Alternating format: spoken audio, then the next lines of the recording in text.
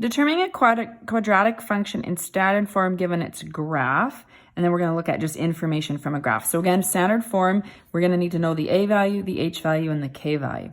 So example 5, determine the quadratic equation in the following graphs. So what we're going to do is from here, and we're going to do this algebraically just to make sure our counting's right. We're going to find the vertex first.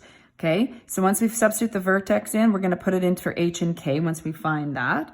Then we're going to pick any of the points on the graph and substitute them in for the x and y value to solve for a.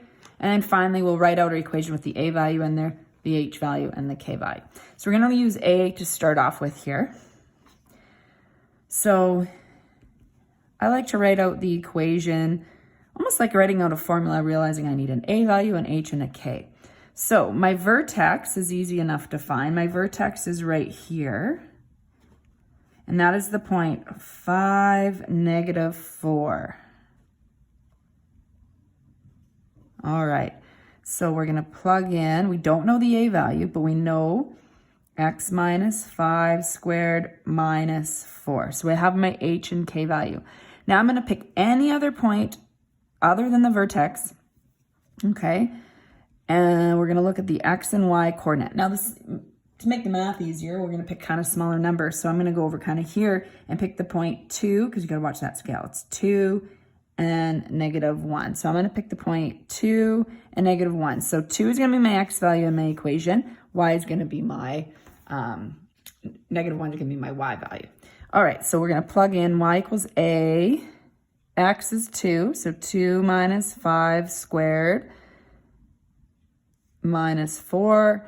And, oh, I didn't plug in the y. Whoops. Sorry about that, if you were wondering when I wrote y. There, let me try that again. So I plug -1 in for y. I'm going to find a. X, I put in the 2. So see how I have an equation, so I can solve when you have an equation. You can get the a value on one side and the numbers on the rest. So let's do the math here. Brackets first. So 2 minus 5 is -3. Still squared. Okay, so you go brackets, remember BEDMAS, brackets, exponents. So exponents is next, so -3 squared is 9. So a times 9 minus 4. Now, I don't usually write it this way. I usually write it as 9a minus 4. So I don't normally write out that line. So next time I probably won't do that.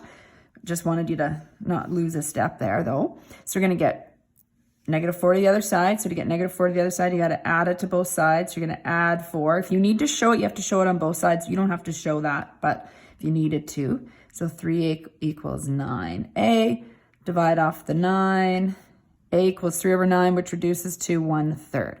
So your equation now is like this, but you got to put the 1/3 in. So 1/3 x minus 5 squared minus 4. So that's step 3, your final answer. So you can kind of check too, if you take your vertex over 1, that looks like 1/3 of the way. Over 3, normally up 9, 9 times a third is 3. Now you could kind of just think, well, why couldn't I just do the counting in the first place? Well, this is maybe a good example to kind of tell that you'd be estimating a little bit. Here you wouldn't be. So we would say this is justifying it algebraically, which is what I will ask for when I ask these questions on assignments, tests, etc. is justify your answer algebraically. The graph's there because then you can kind of tell you did it right because you can do some counting after. So that's great to have.